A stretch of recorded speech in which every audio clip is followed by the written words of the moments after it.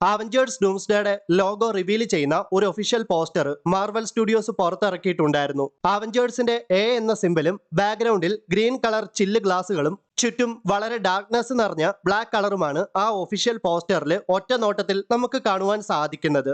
എന്നാൽ ആ official poster നന്നായിട്ടൊന്ന് ബ്രൈറ്റ്നസ് ഒക്കെ ഇട്ട് സാച്ചുറേഷൻ ഒക്കെ ഒന്ന് കൂട്ടി നോക്കിയാൽ ചില ഹിഡൻ ഡീറ്റെയിലുകൾ നമുക്ക് മനസ്സിലാക്കുവാനായിട്ട് സാധിക്കും.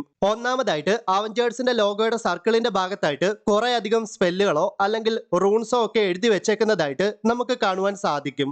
ഇതേ റൂൺസ് നമ്മൾ MCUവിലെ മറ്റ് പല മൂവീസിലും കണ്ടിട്ടുള്ളതാണ്. WandaVision, Spiderman No Way Home, Doctor Strange in the Multiverse of Madness എന്നീ മൂവീസിലൊക്കെ റൂൺസ് എന്താണെന്ന് നമ്മൾ കണ്ടതാണ്. യഥാർത്ഥത്തിൽ റൂൺസ് എന്നത് പവർഫുൾ ആയിട്ടുള്ള മാജിക് സിംബൽസ് ആണ്. റൂൺസ് ഓഫ് കോഫ്കോൾ ഉപയോഗിച്ചാണ് സ്പൈഡർമാൻ നോ വേ ഹോമിൽ ഡോക്ടർ സ്ട്രേഞ്ച് പീറ്റർ പാർക്കറിന്റെ ഐഡന്റിറ്റി ഇറേസ് ചെയ്തത്. വാണ്ട വിഷനിൽ അഗാത്ത ഹാർക്നസും വാണ്ട മാക്സിമോഫും തമ്മിലുള്ള പോരാട്ടത്തിലും റൂൺസ് നമുക്ക് കാണുവാൻ സാധിക്കും. റൂൺസും സ്പെൽസും ഒക്കെ മെയിൻലി സോഴ്സറേഴ്സും വിച്ചസുമായിട്ടൊക്കെ റിലേറ്റഡ് ആണെന്ന് നമുക്ക് പറയാം. എന്നാൽ അവഞ്ചേഴ്സ് ഡൂംസ്ഡേയുടെ ലോഗോ റിവീൽ ചെയ്യുന്ന ഒഫീഷ്യൽ പോസ്റ്ററിൽ നമ്മൾ കണ്ട റൂൺസ് ഡോക്ടർ ഡൂമിനെ ആകാം സൂചിപ്പിക്കുന്നത്. നമുക്കറിയാം ഡോക്ടർ ഡൂം വളരെ ജീനിയസ് ആണ്. മാത്രമല്ല ടെക്നോളജിയിലും സയൻസിലും ഒക്കെ തന്റേതായ സ്ഥാനം നേടിയെടുക്കാനും അദ്ദേഹത്തിന് സാധിച്ചിട്ടുണ്ട്. ഡോക്ടർ സ്ട്രേഞ്ചിനെ ഒക്കെ പോലെ തന്നെ വളരെ പവർഫുൾ ആയ ഒരു സോഴ്സറർ കൂടിയാണ് ഡോക്ടർ ഡൂം. എനിക്ക് തോന്നുന്നത് ആ ഗ്ലാസ് വിൻഡോയ്ക്ക് അപ്പുറം ഡോക്ടർ ഡൂം ക്രിയേറ്റ് ചെയ്ത ബാറ്റിൽ വേൾഡ് ആയിരിക്കാം. വളരെ പവർഫുൾ ആയ ഹീറോസിനെ എല്ലാം ഡോക്ടർ ഡൂം ട്രാപ്പ് ചെയ്ത് വെച്ചിരിക്കുന്നത് ആ ഗ്ലാസ് വിൻഡോയ്ക്ക് അപ്പുറമുള്ള ബാറ്റിൽ വേൾഡിലായിരിക്കാം. അവരാരും ഒരിക്കലും പുറത്തു വരാതിരിക്കാനുള്ള സ്പെൽസും റൂൺസും ഒക്കെ ആയിരിക്കാം ഡോക്ടർ ഡൂം ഇവിടെ ചെയ്തു വെച്ചിരിക്കുന്നത്. മറ്റൊരു കാര്യം എന്താണെന്ന് വെച്ചാൽ ഒരുപക്ഷെ ആ ഗ്ലാസ് വിൻഡോയുടെ അപ്പുറത്ത് ഹി ഹു റിമെയിൻസിന്റെ സിറ്റാഡൽ ആയിരിക്കാം. അതായത് ലോക്കി ഇപ്പോൾ ഇരിക്കുന്നിടമായിരിക്കാം. ലോക്കിയുടെ ത്രോണിലേക്ക് പ്രവേശിക്കാൻ വേണ്ടിയായിരിക്കാം ഒരുപക്ഷെ ഡോക്ടർ ഡൂം ആ റൂൺസ് ക്രിയേറ്റ് ചെയ്തിട്ടുണ്ടാവുക.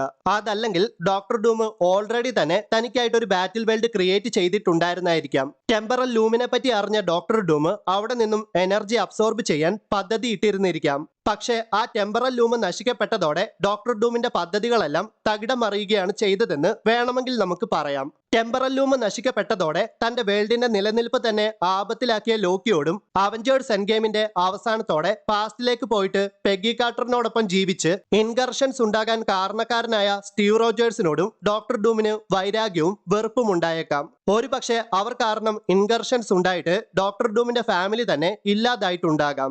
ഡോക്ടർ ഡൂമിന്റെ ഫാമിലിയിൽ ആരൊക്കെയാകും ഉണ്ടാവുക എന്ന ചോദ്യം ഒരുപക്ഷെ നിങ്ങൾ ചോദിച്ചേക്കാം. ഡോക്ടർ ഡൂമിന്റെ വേൾഡിൽ സ്യൂസ്റ്റോം അദ്ദേഹത്തിന്റെ വൈഫും ഫ്രാങ്ക്ലിൻ റിച്ചാർഡ്സ് അദ്ദേഹത്തിന്റെ മകനുമായിരിക്കാം. ഡോക്ടർ ഡൂം അവരെ തേടിയെത്തുന്ന രംഗമായിരിക്കാം ദ ഫാന്റാസ്റ്റിക് ഫോർ ഫസ്റ്റ് സ്റ്റെപ്സിന്റെ പോസ്റ്റ് ക്രെഡിറ്റ് സീനിൽ നമ്മൾ കണ്ടത്. തനിക്ക് നഷ്ടപ്പെട്ടു പോയതെല്ലാം തിരികെ പിടിക്കാനും തന്റെ ഫാമിലിയോടൊത്ത് ജീവിക്കാനും തന്റെ സന്തോഷം ഇല്ലാതാക്കിയവരെ നശിപ്പിക്കാനും ഡോക്ടർ ഡൂമിന് പ്രധാനമായിട്ടും ആവശ്യം ഫ്രാങ്ക്ലിൻ റിച്ചാർഡ്സിനെയാണ്. മൾട്ടിവേഴ്സൽ സ്കെയിലുകളിലേക്ക് റിയാലിറ്റിയെ ഓൾട്ടർ ചെയ്യാനും, അതായത് reality warping, molecular energy manipulation, resurrection, immortality എന്നിങ്ങനെ എണ്ണിയാൽ ഒതുങ്ങാത്ത പവേഴ്സ് എല്ലാം ഫ്രാങ്ക്ലിൻ റിച്ചാർഡ്സിനുണ്ട്. ഫ്രാങ്ക്ലിൻ റിച്ചാർഡ്സ് ഒരു കൊച്ചുകുട്ടിയാണെങ്കിലും അവന് സ്വയം ഒരു എൻറ്റയർ പോക്കറ്റ് യൂണിവേഴ്സിനെ തന്നെ ക്രിയേറ്റ് ചെയ്യുവാൻ സാധിക്കും. ഫ്രാങ്ക്ലിൻ റിച്ചാർഡ്സിനെ കൊണ്ട് ഡോക്ടർ ഡൂമിന് ഇത്രയുമൊക്കെ കാര്യങ്ങൾ ചെയ്യാൻ സാധിക്കുമെങ്കിൽ നമ്മുടെ doctor dome God emperor dome ആയിട്ട് മാറിയാൽ എന്താകും അവഞ്ചേഴ്സിന്റെയും ദ ഫാന്റാസ്റ്റിക് ഫോറിന്റെയും പിന്നെ എക്സ്മെന്റെയും ഒക്കെ അവസ്ഥയെന്ന് ഞാൻ പറയാതെ നിങ്ങൾക്ക് മനസ്സിലായി കാണുമെന്ന് വിശ്വസിക്കുന്നു.